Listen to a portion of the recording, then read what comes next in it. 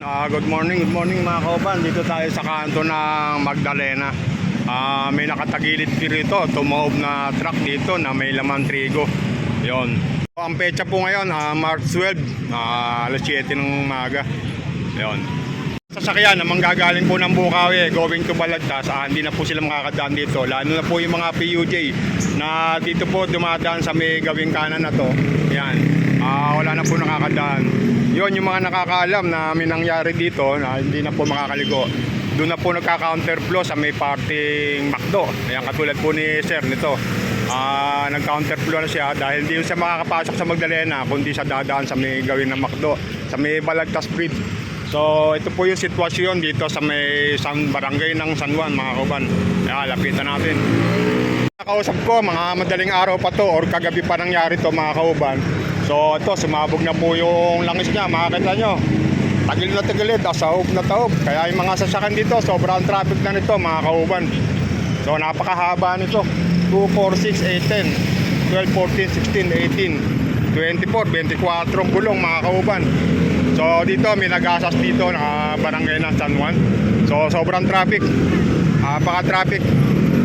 So yun, dahil ang karsada po rito maaaring hindi po natantya nung driver. Dahil yung karsada rito mga kauban, hindi po pantay.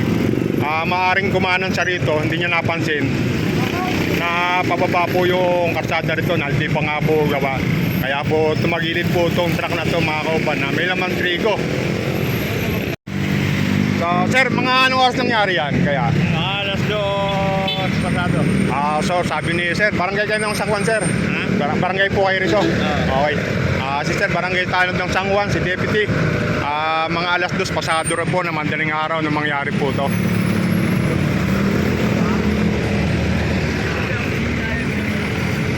So yung driver kaya nito, may nangyari, okay naman yung driver?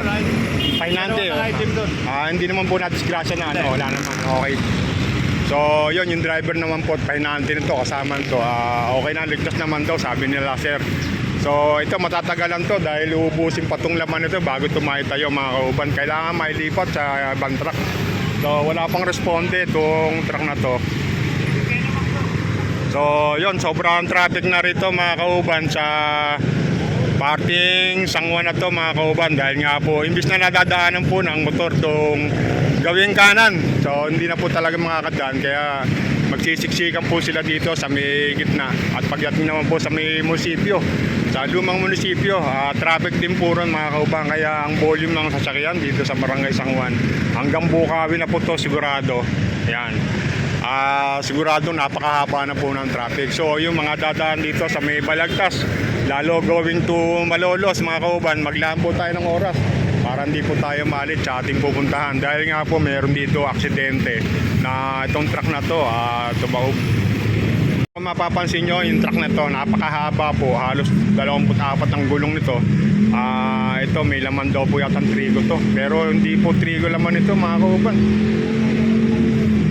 Iba po yung laman, naamoy ko may amoy Ayan. Haba ng traffic dito mga kauban. Kaya tingnan natin kung ano laman ito mga kauban.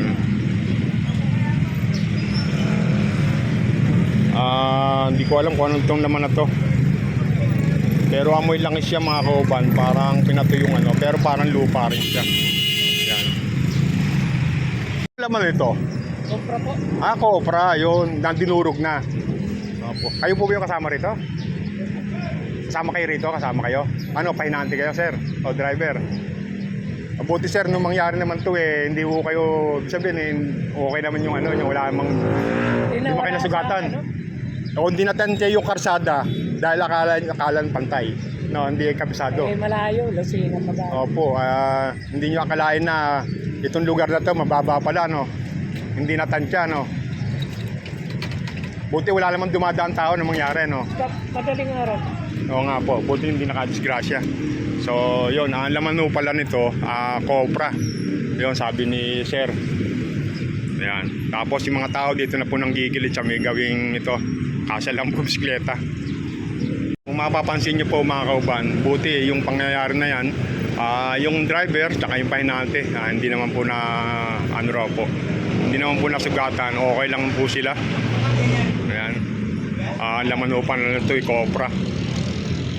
Galing pa raw ito ng Lucena City mga kauban. Tapos ito yung mga langis nga po rito, tumapo na.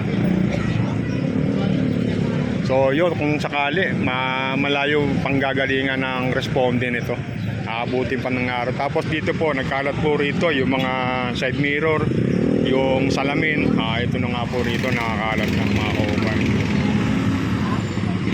Napakahaba na ang traffic dito sa Barangay San Juan. Kaya yung mga taga rito sa may Magdalena, ayan, makakalabas ng Mumpot, makakapasok. Kaya lang gagawin ng kanan. Yung mga gagaling po ng dito, gagawin muna ng McDo, magka-counterflow para makapasok. Malaking abala. Buti hindi totally nasaraduhan yung kanto ng Magdalena mga kauban. So bali sa may gilid lang, Kaya sa may gilid lang ng Magdalena. Ayan. Kaya nakakadaan po yung mga tao rito. So yun, sabi ni Sir, may nakakausap tayo. Ito nga po, galing ng Lucena. Ang deliver pa raw nito sa may parking Tarlac. Yun, sa province of Tarlac.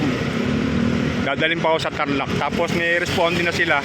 Yun, siguro manggagaling din po ng Lucena. Kaya medyo matatagalan pa to. So yun, no. Kawawa naman tong truck na to. Kasi nga po, ito, pakikita ko sa inyo mga kauban. Pag hindi mo po kabisado yung karsada na to, lalo na po yung mga galing sa ibang lugar, pag hindi nyo po natansya rito, malalaglag ka rito talaga. Dahil nga po yung karsada rito, paahon na. Tapos yung kabilang side, ito, yung banding kaliwa ko, yung may sasakyan, mababa po to. Tapos itong pong side na to, ayan, mataas. Maaring kalahati nito, gumawi rito sa side na to, hindi natansya, kaya po siya nahulog. Ayan. Awa naman yung mga driver nito. Hindi napansin, paring mga naidlip. Yun, napakahaba na po ng traffic mga kauban. Bulbul na. Siguro hanggang dito na lang tayo. Babay na.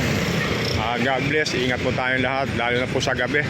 Ayun, kaya katulad nito, walang tumatakbo rito, nagka-counterflow na lang po yung mga sakyan. Kaya ako, dito na lang ako dumaan sa kabila na to eh. So, ayan o. So, yun, siguro hanggang dito na lang. Bye-bye.